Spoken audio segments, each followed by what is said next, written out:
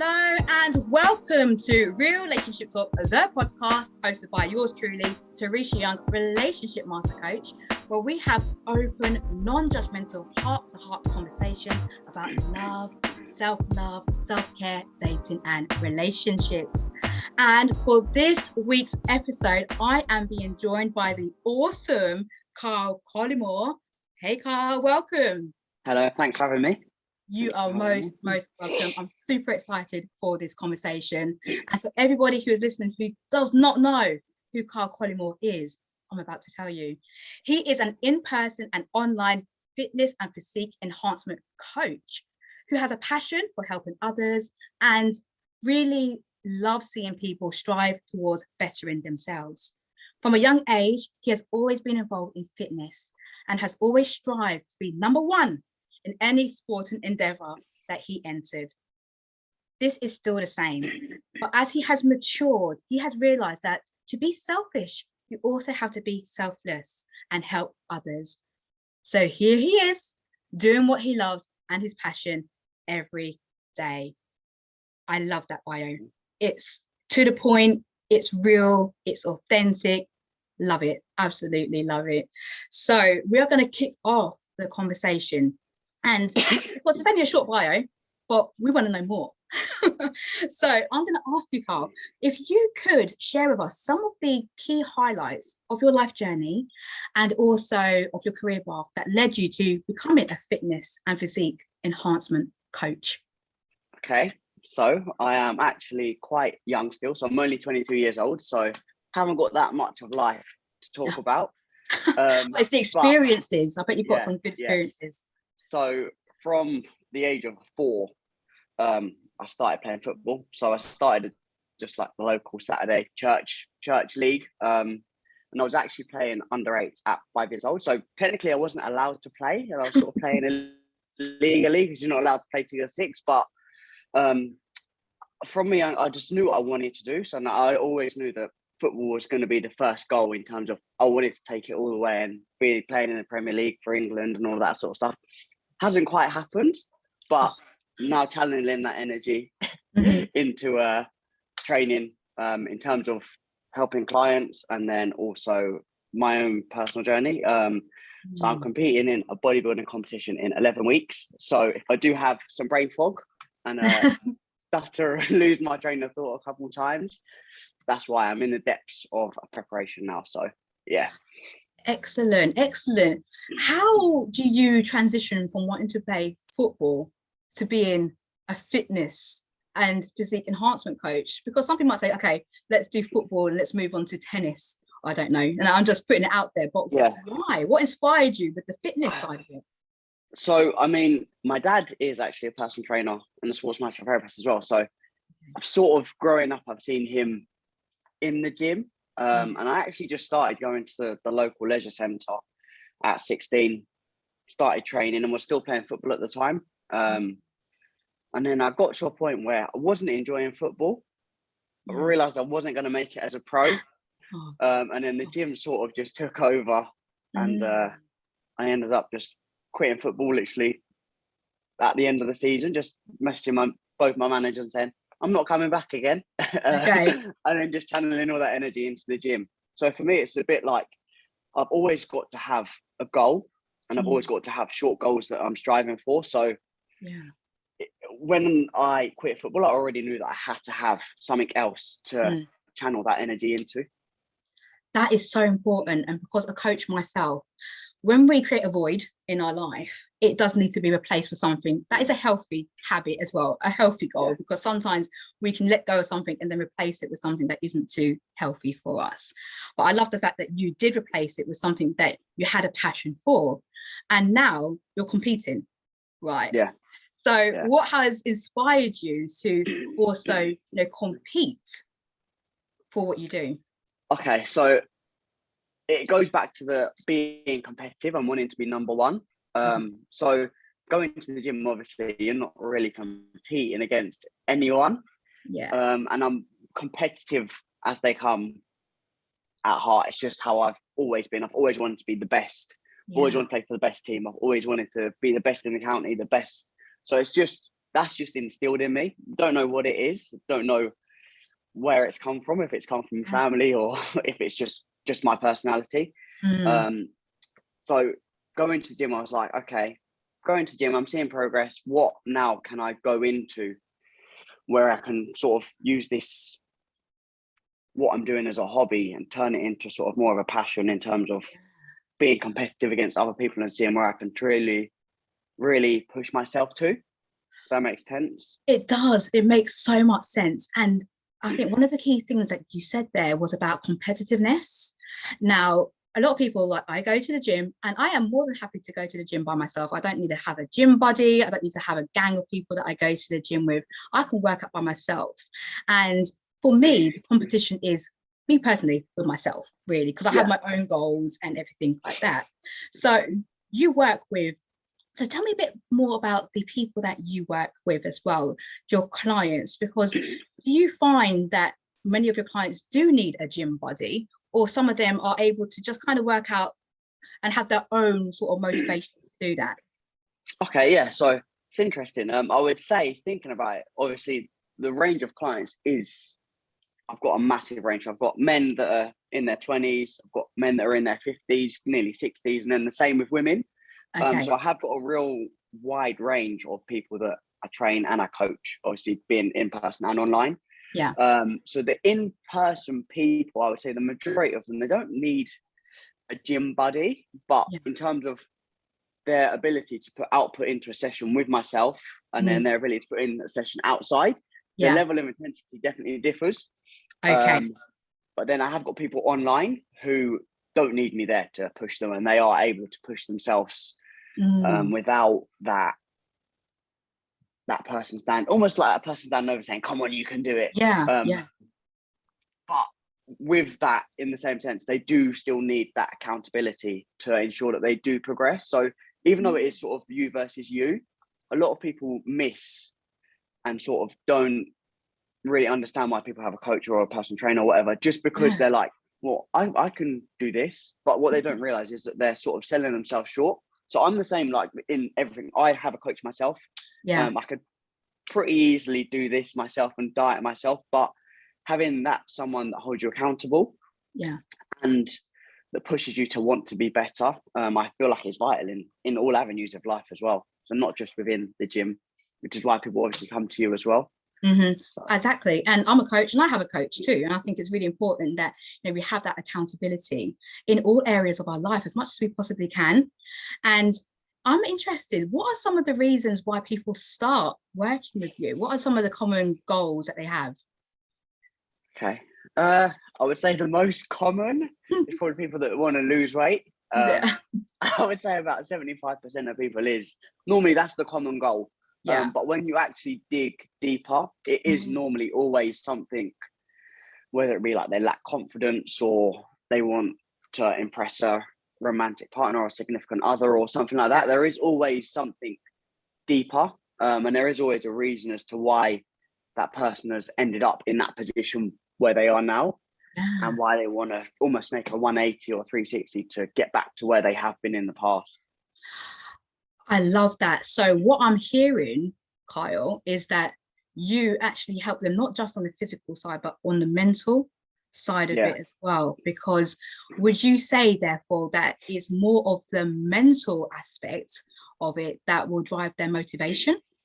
Yeah. So do you know what? The physical transformation is always great, but for me, the more pleasure comes when I see someone mentally transform almost. Like I had a few people that come to me after lockdown, and they were in a real low place, like to the point where they couldn't make eye contact or and all of that sort of stuff. But just seeing the growth that they've had throughout the training, but just the conversations we have, and you can feel the confidence that they get from the training. It really is sort of the most fulfilling part of the job.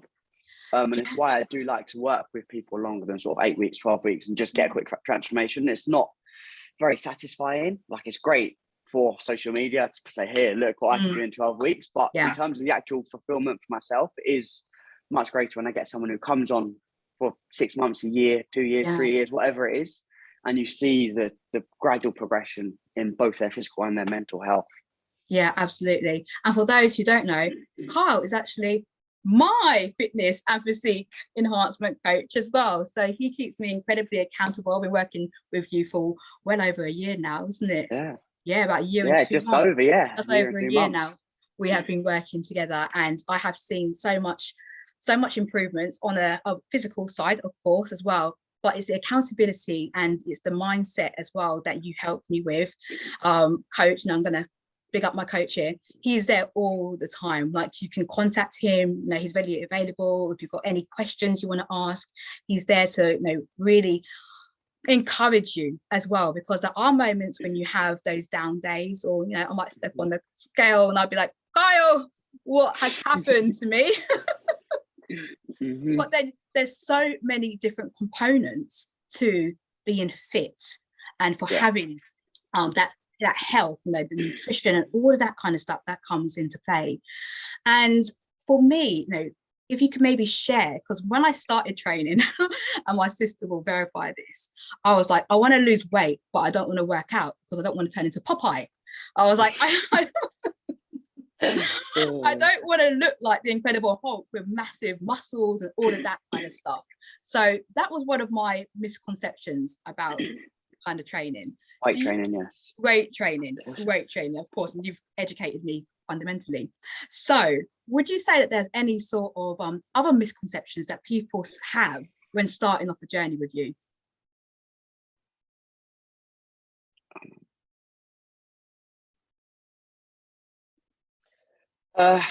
So I would say the most misconception for women is that they can't use weight because they'll turn bulky. And I'm like, the first thing I always say is, if you find the solution, please tell me, because I'm still trying to find it myself. But I'd say, yeah, other misconceptions that people have that are really common is that, like, carbs are bad for you.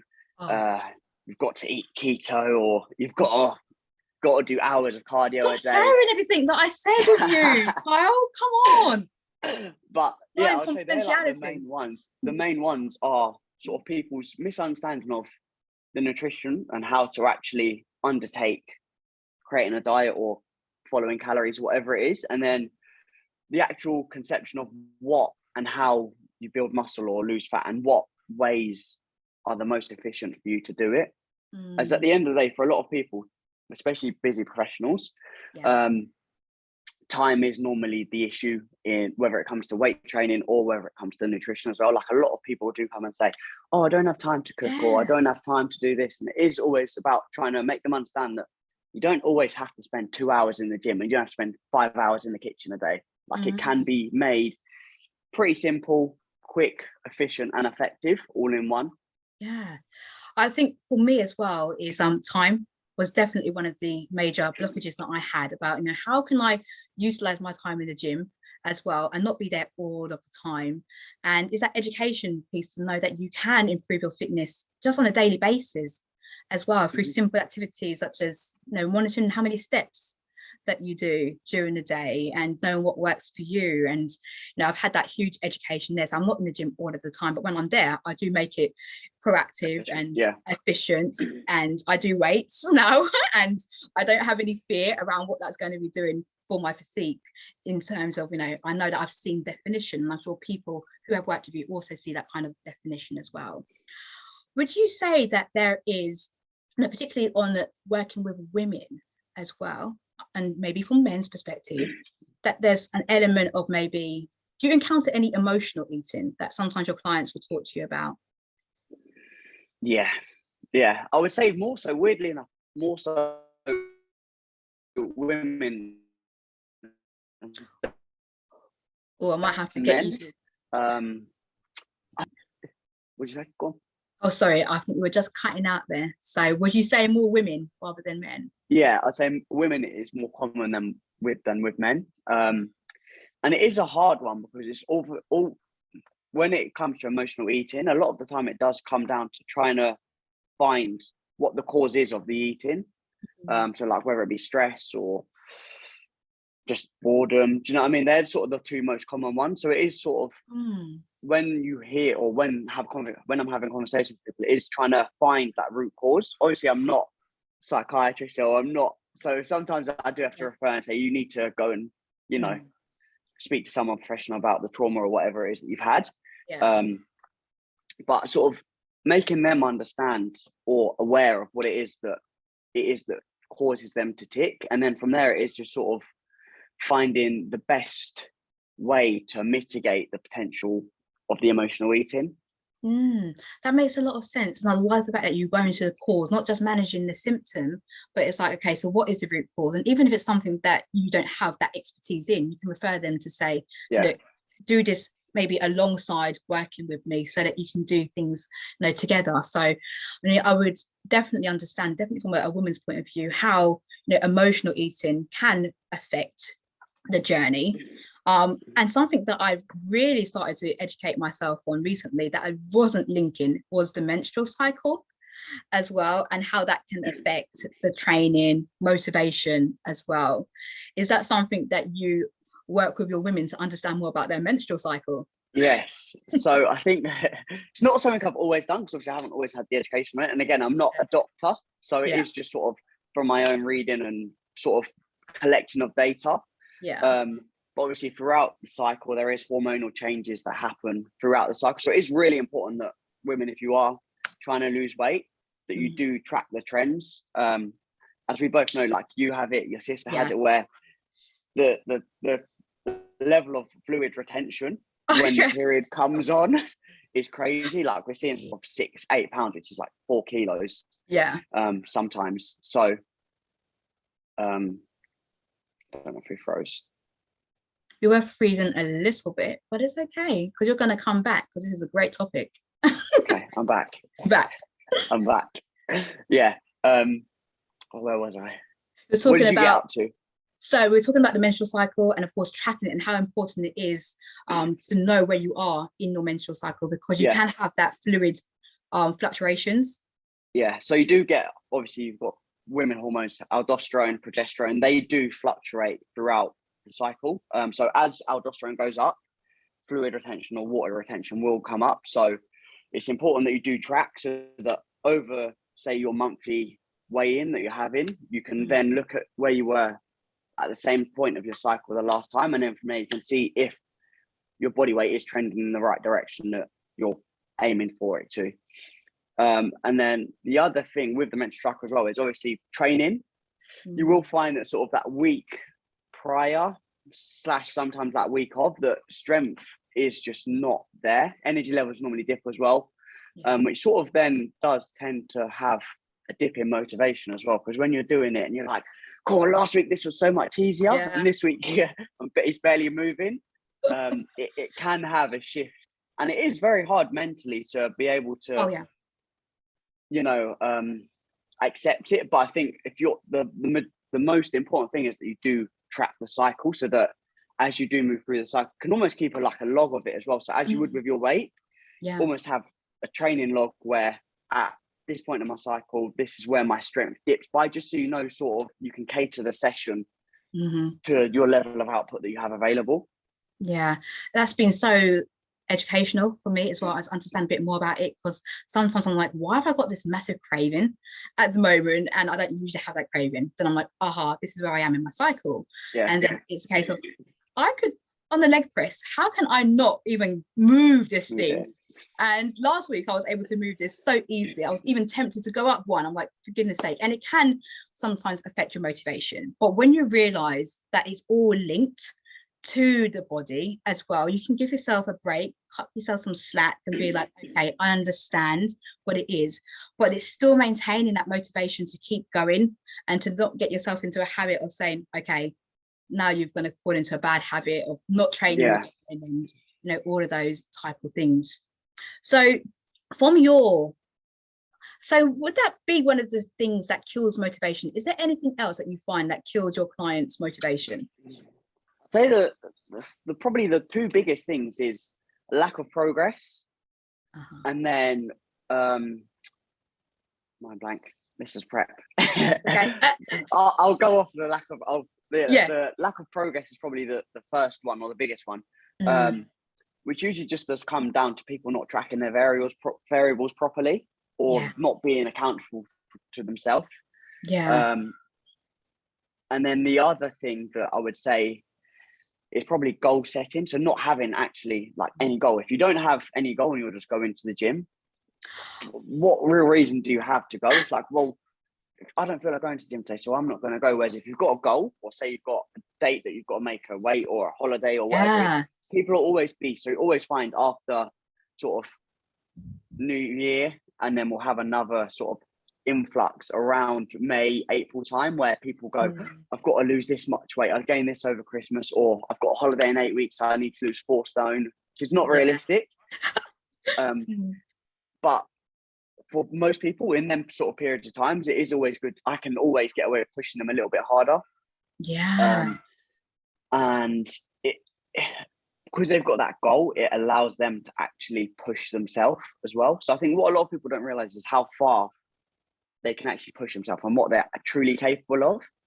And this is why I have a goal. Once you have a goal and you have a reason to want to go and progress, what you're capable of, you'll soon realize. You'll be like, wow, I'm a lot stronger than I thought I was. Or wow, I really can stick to a diet for a week. Or wow, I really can do this. You know what I mean? It's when there's a goal, the adherence is far easier to do. So it is just about sort of goal setting. And even if it's a daily goal, like make sure I do 10,000 steps today, make sure I've got 7 hours of sleep. So like we have a conversation every week.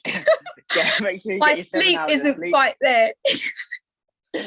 Make sure you get your sleep, make sure you get your steps in, and just almost have that as like a tick. Like I actually have a whiteboard in my room where I have all my daily non-negotiables, and before I go to bed I tick them off, and then I wipe the ticks off, just so that I know I've done all of that, and I can now go to bed and I can sleep. Oh, do you know what, Carl? I absolutely love that, because it's like celebrating your wins. And I think exactly what you said about goal setting is so important, because they say that, you know, a goal without a plan is just a wish. So setting those goals is so super duper important, but then also acknowledging your success and your achievement of those goals. Your wins is so super important. I know you as a coach, you do celebrate our successes as well, and we share that with you. I think it's really important, again, for people to acknowledge their wins. It's such a huge motivator, because if you've done it before, you can do it again, and you can even push yourself further than that, which I love that. So it sounds to me like it's important to have goals, but then also to make them a smart goal when it comes to your fitness and whatever you're going to achieve. Because like you said, you know, losing 4 stones in 8 weeks probably is not a very realistic goal. I mean, you can try. You'll get further than, you'll get closer than you don't when you don't try. But it's not, you have to be realistic with it. And I think when you're not realistic with a goal like that, when you're not realistic about the amount that you want to lose, you'll quickly find that when you don't get to that goal by the set date, that you end up losing motivation, and then a lot of people do end up relapsing, and they'll end up just completely falling off, and then they'll probably end up in a position where they're doing the same thing next year but in a worse off position. So it is just about, as much as goal setting short term is important, it's also about being realistic and setting goals sort of short, medium and long, and then adjusting as you see fit. So talking about long-term goals, obviously we're aging along our journey as well. Would you say, because we spoke about some of the misconceptions that people think I cannot do something because of my age? Now, have you seen age as a limitation too? No. Is it just me? No. I mean, in terms of ability to progress, sometimes within the gym, for example, the way that someone has to train does adapt as they sort of get older, in terms of they're not able to train the way that I can train because their joints can't handle it. They've got too much wear and tear. So like, especially the ones that are in their 50s, and hormonally, they've probably gone through the menstrual cycle or the menopause as a woman, and testosterone as a man is probably in the gutters. Mine's not, thankfully. Still got 30 years.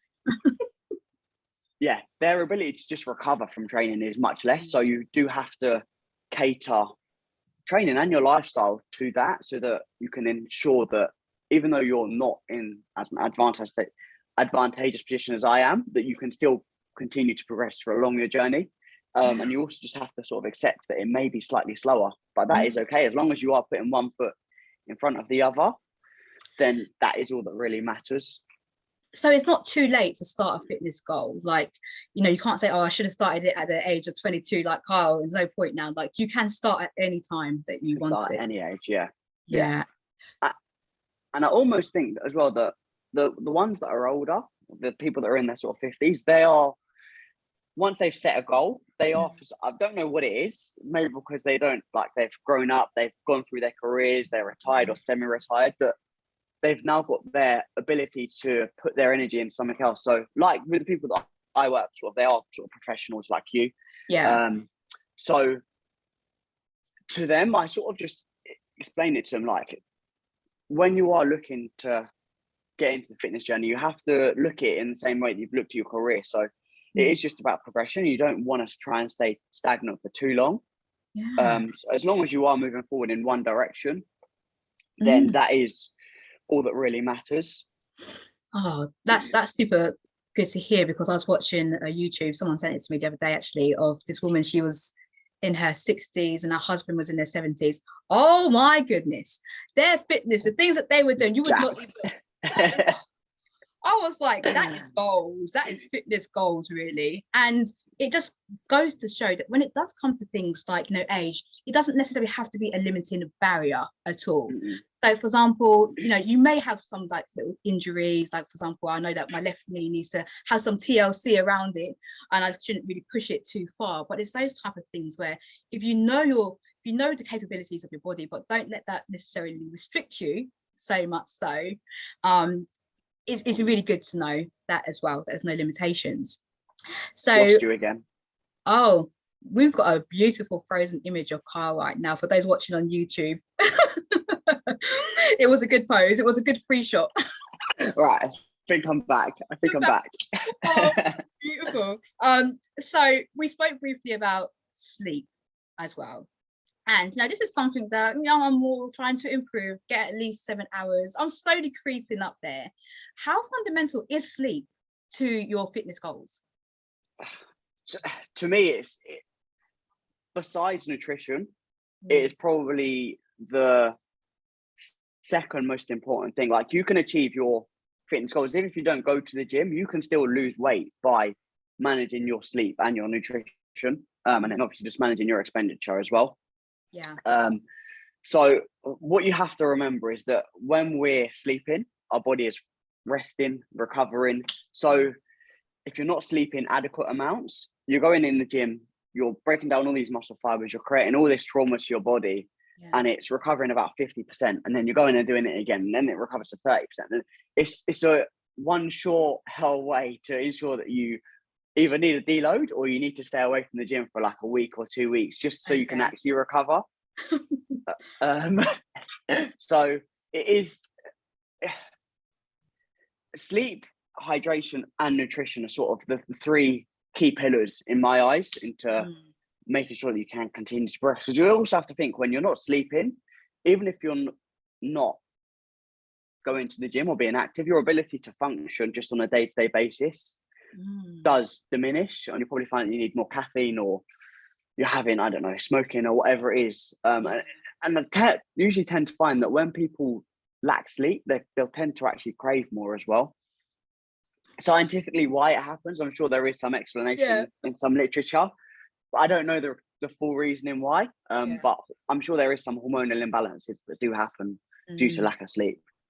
Okay, it kind of makes sense, doesn't it? Because you just think it does kind of make sense when you say it, but with our lifestyles, we tend not to tap into the power of sleep. And I think it's one of my key learnings. It's something that I'm personally working more on to get more sleep, because I can just keep going like the Energizer bunny, and I do need to slow down and take that time to sleep. And something else that you mentioned that I think is really, really key is nutrition as well, when it comes to that overall fitness journey. And when we first talked about some of the myths, we talk about, carbs are bad for you, or you have to be on keto in order to lose weight. So can you explain a little bit more about the power of nutrition when it comes to fitness too? Yeah, so I don't even look at nutrition just in terms of aiding performance in the gym. I also look at it in terms of it. Food is your fuel. Without food, you will die. So that just shows the importance of actually correctly providing your body with nutrients. As you can see, I'm not fully I haven't got full nutrition at the moment. The prep brain is starting to kick in. But I think it's one of the things that where we're not taught it in school, and to be honest, I think it's probably one of the most important things that you should be taught in school. As people's lack of understanding of how food works, what each protein, carbs, and fat, what they actually do for your body, how your body uses them. That sort of stuff should be taught. As for most people, their only knowledge of it is what their mum and dad have passed down, which has been passed down from their mum and dad and been passed down. You know what I mean? There is nowhere where there is some formal education for the general population to actually understand food. So this can actually go on to another thing with the new addition of the calories on menus. So for a lot of people, it's going to stop them going out to eat, because they'll look at a menu and they'll go, 1,000 calories. Connie, that's like half of my daily intake. Do you know what I mean? Or 5,000 calories on a pizza, or 3,000 calories on a pizza. Like, can't eat for 2 days now. So without education, I don't think it's the right move that they should have made. Like the first port of call should always be education before causation, if that makes sense. That makes so much sense, because you're right. You would go and you say, okay, I'm going to have this massive blowout on this super calorific food, and then I'm not going to eat. I'm going to starve myself for 2 days straight in order to combat the amount of calories. But then that can't be good for the body. That cannot be good for the mind to do something so extreme like that. But I can see how that could, without the education, I didn't even want to say that, but maybe, even cause some eating disorders. 100%. Or for people that have already got eating disorders, it is almost one sure way to ensure that their eating disorder gets worse, essentially. As again, without the education, there needs to be some form of education before it's sort of a legal requirement. And I get the government's idea of wanting to sort of promote healthy living and healthy eating, but people don't even understand what healthy eating is. Like, healthy eating to me is not eating chicken, rice, and broccoli 6 times a day or whatever, or eating just bland, boring food that you don't enjoy. For the normal person, there needs to be a degree of balance. So to me, healthy is eating fruits, veg, whole carbohydrate sources, so potatoes, rice, pasta, whatever, wherever it comes from, a protein source, some fats from some good fat sources, so avocados, nuts, seeds. And then if you want to have your alcoholic drink, if you want to have your Kit Kat or whatever it is, that is healthy eating to me. Like, with restricting and too much restriction will just end up causing a binge for most people, as they almost feel like they restrict themselves for a week, that when they do get that first bit of chocolate, it's not just that one bit of chocolate that they want to have, it's that every single bit of chocolate in the in the pantry. So it is just about trying to understand that you don't have to be over restrictive, and you do need to have some degree of balance, like anything in life. Food is the exact same. So make sure that you are eating nutritious food. So you're not just eating processed crap from McDonald's, but you are eating whole foods, single ingredient foods. And then from there, you just need to enjoy, season it however you want, and then have whatever else you want on top of it. Obviously within reason. Within reason. And it's all about, as you said, it's just knowing what works for you and what you enjoy, not being overly restrictive, too many restrictions, but you can have those things that you enjoy as well. And I think, again, that is one of the misconceptions that people have when they start their journey, is that I have to stop having the things that I enjoy, and it either stops them starting, or when they started they then stop because they're now craving it. That's the thing. That's why a lot of people fail when they diet. Like, you shouldn't see eating in a deficit or in a surplus, whatever is the goal. You shouldn't eat it as a diet. As soon as you see it as a diet, you've already lost, because your mindset is, okay, I've just got to do this for 8, 10, 12 weeks to get to this result. And then I'll go back to how I was eating before. Whereas the best way to look at it is, I'm not on a diet. I've just made some lifestyle changes, Yeah. which are sustainable and I can enjoy, but they're still going to get me heading towards my goal. And then Yeah. obviously once you hit that goal, you can then adapt again, because obviously you're not going to need to eat in the deficit. So you can then enjoy a bit more of that food that you enjoy.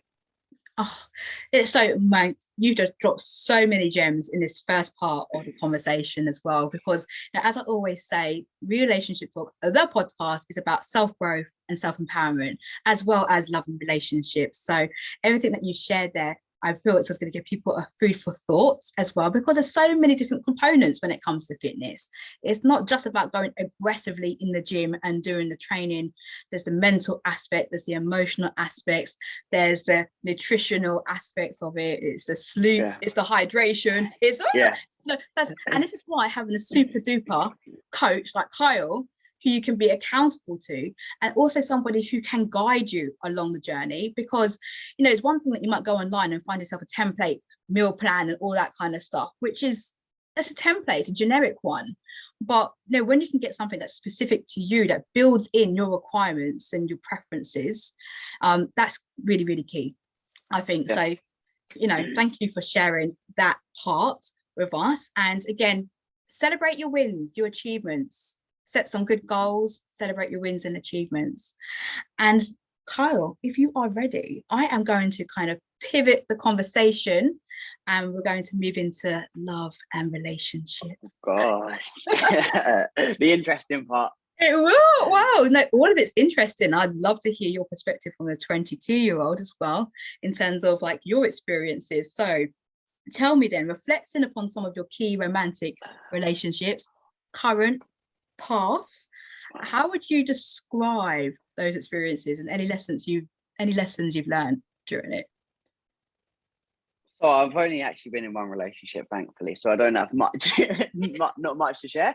I've been with her since I was 15, so I have got 7.5 years we've been together.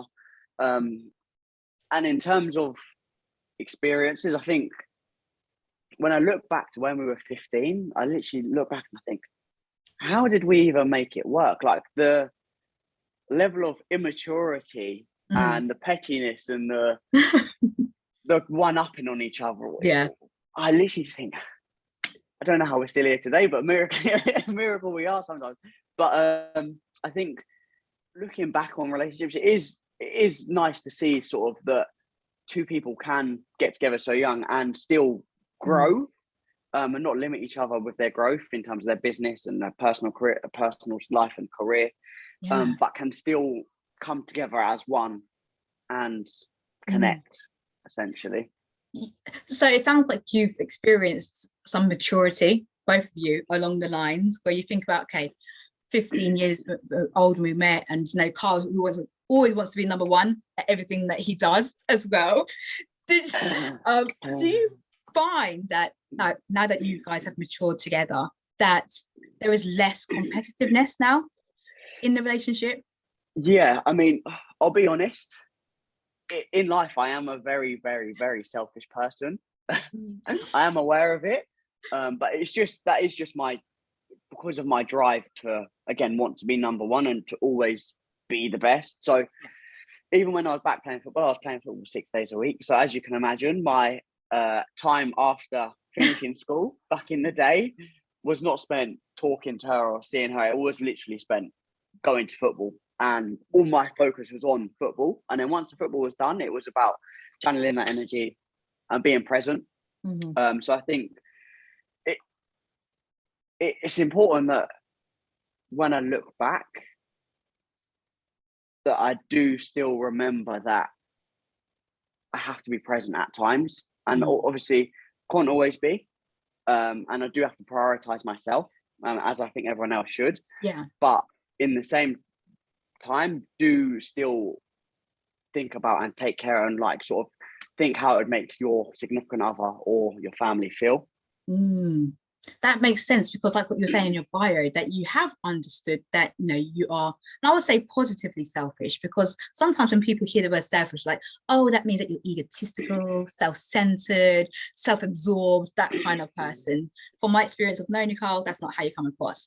Yeah. But it's that positive selfishness where you are looking after yourself, self-love, self-care, which is so important, taking care of yourself in that way, but then also being selfless, what you said. So it's prioritizing as well your relationship and being present with your partner as well when you're there, which I think is so key.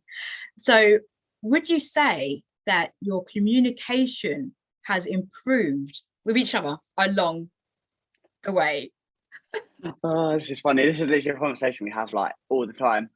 Really? We have an argument. It is about this. It is due to this is going to sound so stupid, but I think where I'm a man, Yeah. this is obviously not how it should be, but this is just how it is and how I think how I've been brought up. Mm-hmm. Talking about feelings for me is not something that I do.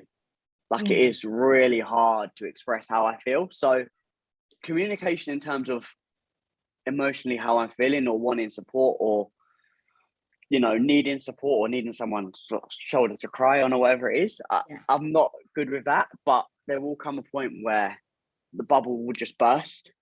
Okay. And it will be so as I've got older, I have got better at communicating, but I think my partner's always been one of them. She'll say exactly how she feels, she'll say exactly what she thinks.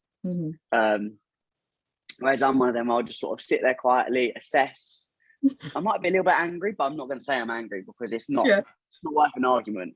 But then there will come a point where I'm like, I'm fuming, I'll bomb. Yeah. and it's all hell breaks loose. So in terms of the communication side, it is something that I'm still working on. And I think everyone, I don't think anyone has truly mastered their ability to communicate in all relationships, whether it be a romantic or business, or there's always some what's the word? There's always somewhere where you can improve almost.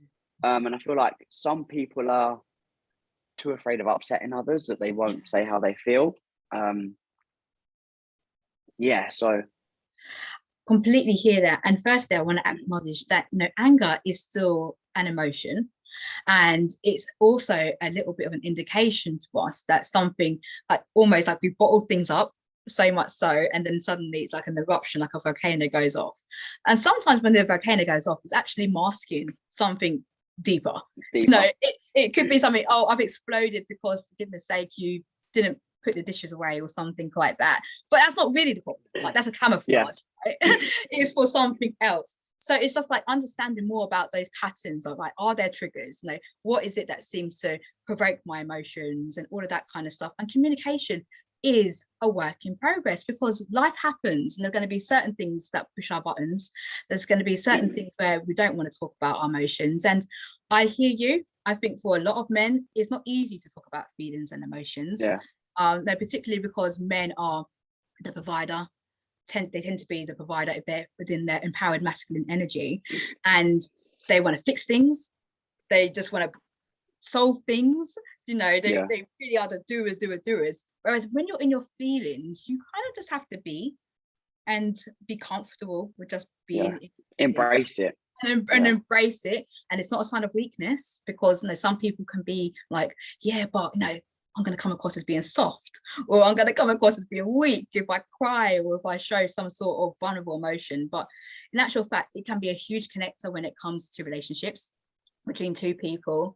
And it's not like the women necessarily want a guy who's just going to be like, you know, crying on them. That's not what it is. It's just to, you know, and we will have those moments where there will be tears, of course. I'm going to, you know, put that out there. It's just knowing that there is that vulnerability that you can share other in that aspect as well. Would you say, firstly, that it's important as well in a relationship to have joint couple goals? Like, do you and a partner have couple goals? In life, yes. I'd say, again, this is one thing I actually, thanks for bringing this up. I'm going to bring it up now. In terms of, like, we don't really set short-term goals. Obviously, we have like a 5-year goal. So by the time we're 25, by 30, by 40, 50, all that sort of stuff. But there isn't sort of any short-term goals. I suppose with me being selfish, it is at the moment it is all on my prep for my competition. But sort of once that's finished, and she obviously understands and gets it and supports that, but once it's finished, it is for me about more taking time away from myself and giving back. So do need to actually sit down with her and set some sort of, you know, some goals or some things that we can do where I can just be there and we can truly enjoy it.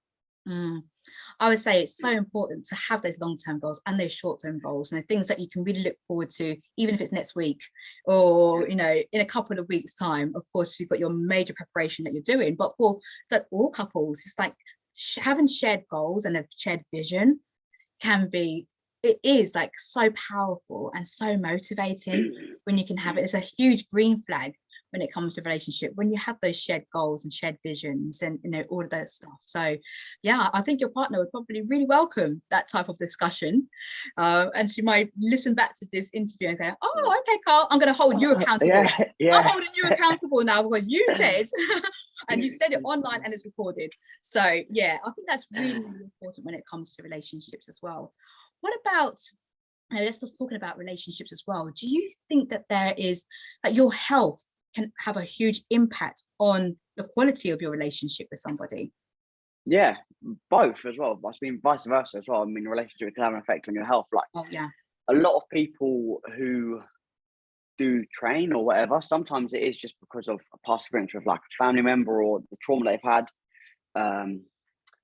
But when health is not in a good place, I often find that when health isn't in a good place, or your training or your routine isn't in a good place, you'll also find that relationships suffer. Like, I know I've had it in the past where I've been in sort of like a low place in terms of my health and my fitness, just in terms of getting like out of shape for me, and feeling like a bit of a slob. It then has led to sort of low mood, low energy, and then it just has a knock-on effect with my want to and desire to do anything in a relationship, and it's pretty boring, to be honest. I agree, because at one stage in my life, and you know, you're aware of this, and I have shared this online as well, it's like I was 5 stone heavier than I was now. And you know, within 12 months, whether I'll agree or not, within 12 months, I lost 5 I lost 5 stone, which is, I believe it's 38.75 kg. Something like, about that. Something like that. And also you're working in pounds, it's about 70 pounds as well. 72, I think it is. Yeah. It's out about 72 pounds, yeah. 2 pounds in 12 months. Now, I know when I was at my heavier stage, for so many different reasons, I was pregnant, put on weight during my pregnancy. Also, I was not eating great. I was indulging. I loved, like a glass or 2 a week, not much, of rosé wine or something like that, which of course got all the sugars in it. I didn't understand anything about food, really. I was just eating. So I did gain weight. And I know that I felt really unhealthy. I felt demotivated, and I felt undesirable to my partner at that time. And because I felt undesirable, even though he wasn't saying it, in my mind, I was like, well, no, I don't even really like looking at myself. Or I remember where I was. Else? So how would anybody else? And that probably did impact on the way that I was able to give my love fully and completely, because I wasn't giving that love fully and completely to myself. And it was like pouring out of a cup that wasn't full, and you can only give to people what you're giving to yourself. And so I completely hear what you're saying. You probably wasn't 5 stone heavier like I was. Think about 2. About 2. Exactly. So people don't often see the journey, do they? They can see how you are now, but even if you were to tell me that you were 2 stone heavier, and not because it's muscle, it was other forms, I wouldn't know that. But it's just with conversation like this where you can say there is a journey, and fitness and is a journey, really, but it can impact on your relationships too. So I completely hear that there.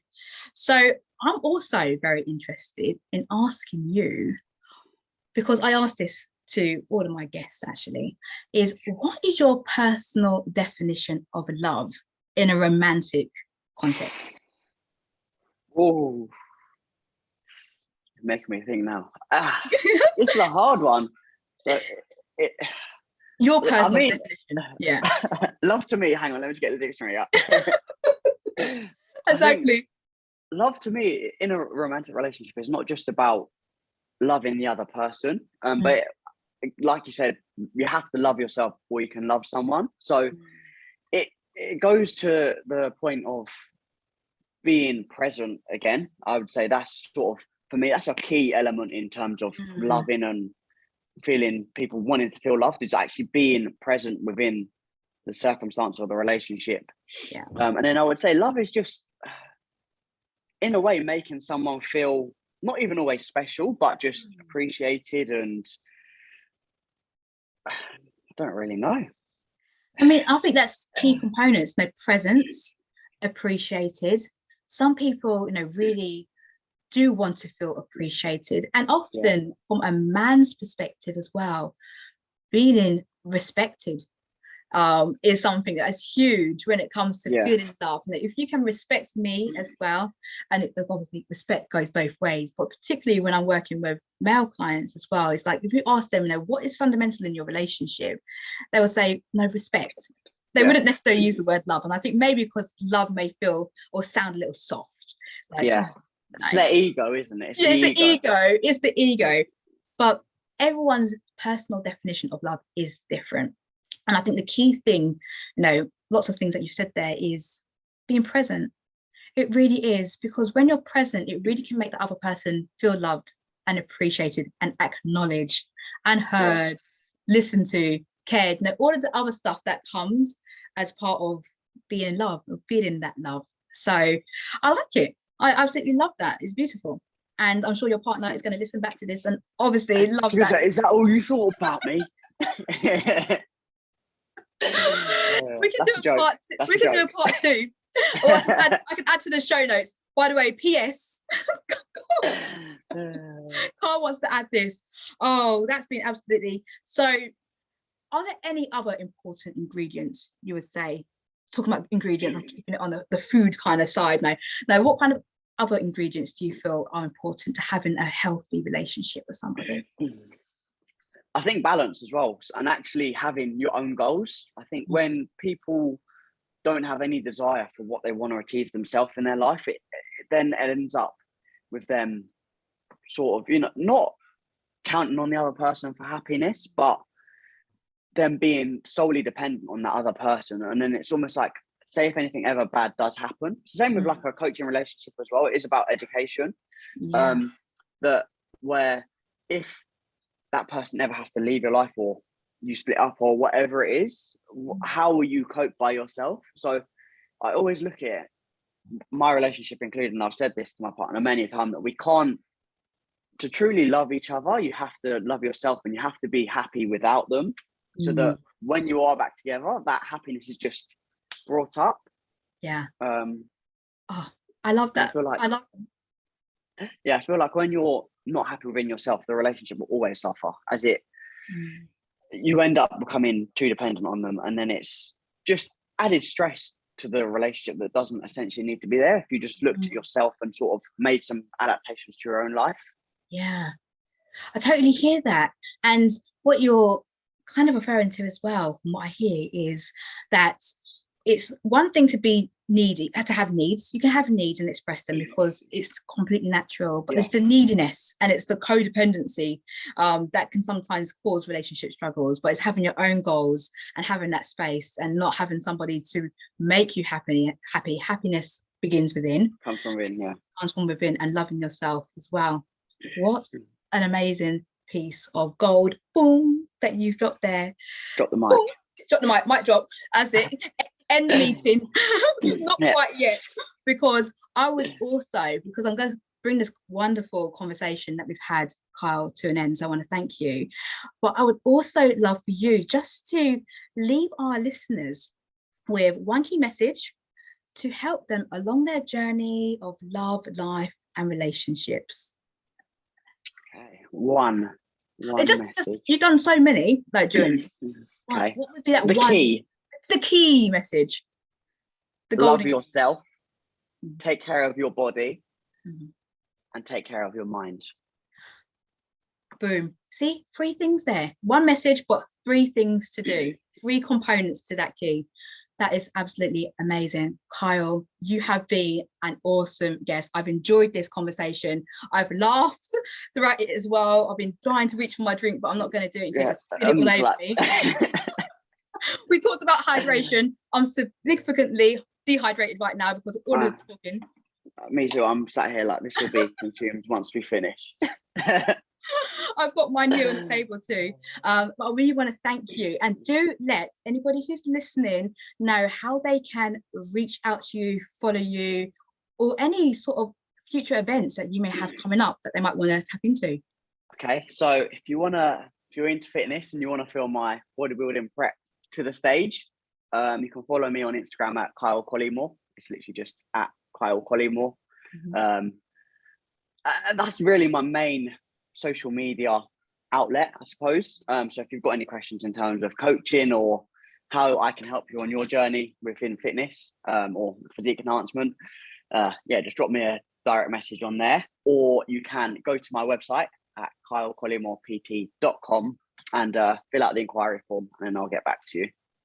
Absolutely awesome. Look, Kyle is an incredible coach. I would highly recommend him because he has worked with my body transformation, my mind transformation, well over a year now. And I thank him so much for the work that he's done so far. I've seen some incredible improvements. So reach out to Kyle. I'm bigging him up there.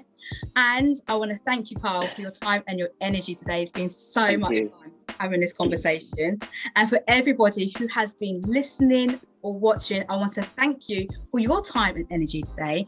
And do take great care of yourself and others too.